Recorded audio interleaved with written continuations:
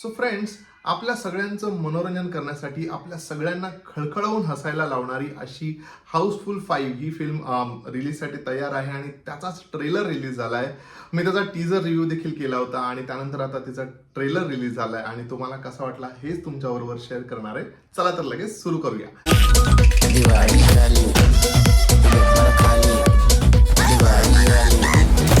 So जसं मी माझ्या teaser review मध्ये म्हटलं होतं की ह्या फिल्ममध्ये ना ऍक्टर ऍक्ट्रेसेसची बाबा फौजच फौज आहे. म्हणजे जवळजवळ यांनी अख्खं बॉलिवूडच या फिल्ममध्ये घेतलंय आणि त्यांच्याबरोबर काय करणार आहेत हे सगळ्यात मोठं काय म्हणतात ना, ही सगळ्यात मोठी मिस्ट्री आहे.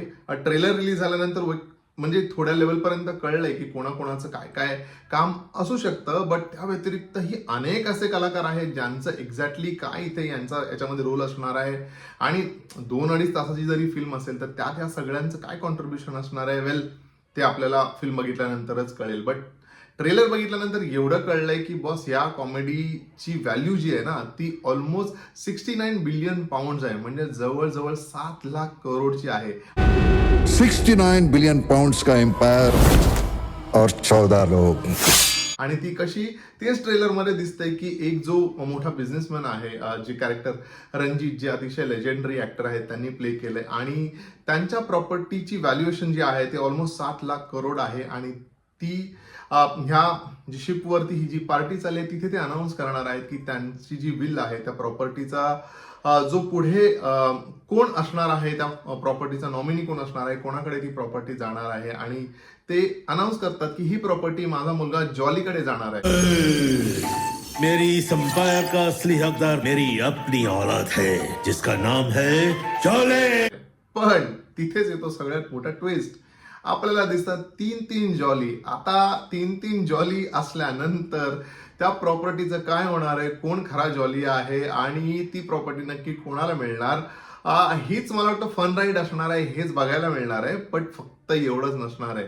म्हणजे जर काही एवढे सगळे कॅरेक्टर्स या फिल्ममध्ये आहेत तर प्रत्येकाचं काही ना काही इंटेन्शन असणार आहे ह्या शिपवर येण्याचं, ह्या पार्टीमध्ये इन्क्लूड होण्याचं. प्रत्येकाचं काही ना काही इंटेन्शन असणार आहे. हा माझा पर्सनल ट्रेलर बघितल्यानंतर मला स्ट्रॉंगली वाटलेली गोष्ट आहे की असंच एवढ्या सगळ्या आर्टिस्टना घेणार नाहीत, कारण सगळे दिग्गज आर्टिस्ट घेतलेत. असं नाही की कोणी म्हणजे न्यू कमर्स आहे त्यांना घेतलंय, चांगले चांगले मातबर ऍक्टर त्यांनी ऍक्ट्रेसेस घेतले. त्यामुळे प्रत्येकाला वाट्याला काही ना काही रोल डेफिनेटली इम्पॉर्टंट आला असणार आहे आणि तशीच फिल्मची स्टोरी असणार आहे.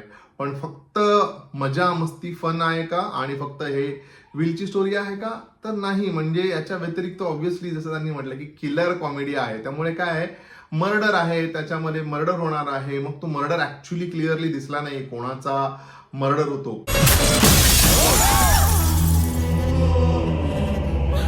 त्याच्यामध्ये प्राईम सस्पेक्ट हे 3 जे जॉली करत त्या फिल्ममध्ये नाचतायत त्यांनाच प्राईम सस्पेक्ट म्हणून तिथे अरेस्ट केलं जातं. आणि मग पुढे काय होतं तीच मिस्ट्री सॉल्व्ह केली असेल. आणि मला वाटतं खूप इम्पॉर्टंट कॅरेक्टर नाना पाटेकर सरांचं असणार आहे, कारण ते एका वेगळ्या अवतारात दिसत आहेत आणि त्यामुळे ना गेस नाही करता येते की यांचं एक्झॅक्टली काय याच्यामध्ये इन्व्हॉल्वमेंट असणार आहे. पण व्हॉइस ओव्हरमध्ये किंवा अनाऊन्स करताना त्यांच्या तोंडूनच अनाऊन्स केलं गेलं आहे की जे प्रॉपर्टीचं डिस्ट्रीब्युशन होणार आहे ते कोणाकडे जाणार आहे. तर बघूया. म्हणजे ऑब्व्हियसली फिल्म बघायला त्यामुळे खूप इंटरेस्टिंग वाटते. आणि ऑफकोर्स हाऊसफुल ही फ्रँचायझी जी आहे ती 15 वर्षांपासून प्रत्येक पार्ट, म्हणजे हा 5वा पार्ट आलाय आणि प्रत्येक पार्टने खूप एंटरटेन केलेलं आहे. बॉक्स ऑफिसवर खूप चांगला बिझनेस केला आहे आणि विथ ईच पार्ट त्यांचं प्रोडक्शन व्हॅल्यू देखील खूप वाढतच राहते. आणि त्यामुळे ऑफकोर्स ही 350-400 करोडची प्रोडक्शन व्हॅल्यू असणारी फिल्म असणार आहे.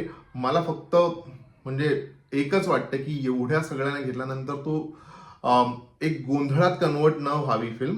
बस मला तेवढंच वाटलं, कारण खूप 18 ते 20 ऑलरेडी आपल्याला दिसत आहेत. आणि त्या व्यतिरिक्त जर का अजून काही लपून ठेवले असतील, ज्यांना अजून रिव्हील नाही केलं गेलंय, जो मास्क मध्ये जे कोणी आहे त्यांना रिव्हील नाही केलं गेलंय, त्यामुळे एवढी कास्ट घेऊन तो गोंधळ नको व्हायला. बस एवढंच आय एम एक्सपेक्टिंग. अदरवाईज तर बघितल्यानंतर क्लिअरली दिसतंय की it is gonna be a fun ride. मजा मस्ती प्लस थोडी मिस्ट्री, थोडं काय म्हणतात सस्पेन्स, असाही आपल्याला फ्लेवर येणार. त्यामुळे ते ओव्हरऑल पॅकेजिंग खूप छान झालेलं आहे. आय एम होपिंग की ही फिल्म आपल्याला खूप एंटरटेन करेल, जस्ट लाईक त्यांचे आधीचे जेवढे पार्ट आले होते तुम्हाला काय वाटतंय, तुम्ही पाहिलाय का हा ट्रेलर आणि तुम्हालाही वाटतंय का की ही फिल्म तेवढंच आपल्याला एंटरटेन करू शकेल? तर मला कॉमेंट करून सांगा आणि माझा रिव्ह्यू तुम्हाला कसा वाटला हे देखील मला सांगा. मी जेव्हा फिल्म रिलीज होईल तुमच्यासाठी त्याचा रिव्ह्यू डेफिनेटली घेऊन येईल. तोपर्यंत व्हिडिओला लाईक करा, चॅनलला सबस्क्राईब करा, व्हिडिओ शेअर करा इतरांबरोबर. आपण भेटूया लवकरच. तोपर्यंत स्टे ट्यून.